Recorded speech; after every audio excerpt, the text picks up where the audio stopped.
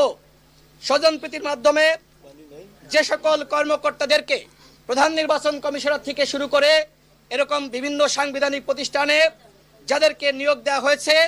এই সকল কর্তা ব্যক্তিদেরকে চাকরিচ্যুত করতে হবে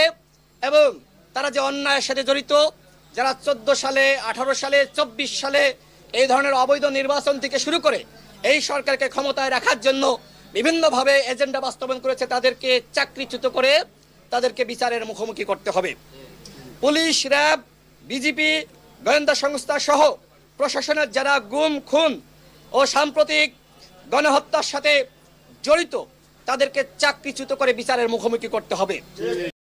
দলীয় ও স্বজনপ্রীতির মাধ্যমে যে সকল কর্মকর্তাদেরকে প্রধান নির্বাচন কমিশনার থেকে শুরু করে এরকম বিভিন্ন সাংবিধানিক প্রতিষ্ঠানে যাদেরকে নিয়োগ দেওয়া হয়েছে এই সকল কর্তা ব্যক্তিদেরকে চাকরিচ্যুত করতে হবে এবং তারা যে অন্যায়ের সাথে জড়িত, যারা 14 সালে, 18 সালে, 24 সালে এই ধরনের অবৈধ নির্বাচন থেকে শুরু করে এই সরকারকে ক্ষমতায় রাখার জন্য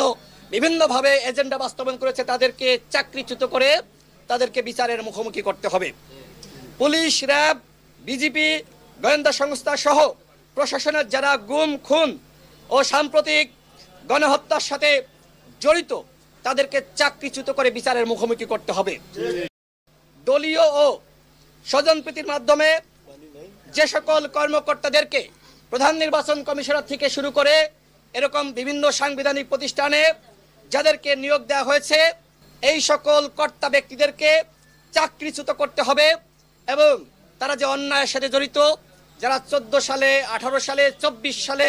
এই ধরনের অবৈধ নির্বাচন থেকে শুরু করে এই সরকারকে ক্ষমতায় রাখার জন্য বিভিন্নভাবে এজেন্ডা বাস্তবায়ন করেছে, তাদেরকে চাকরিচ্যুত করে তাদেরকে বিচারের মুখোমুখি করতে হবে।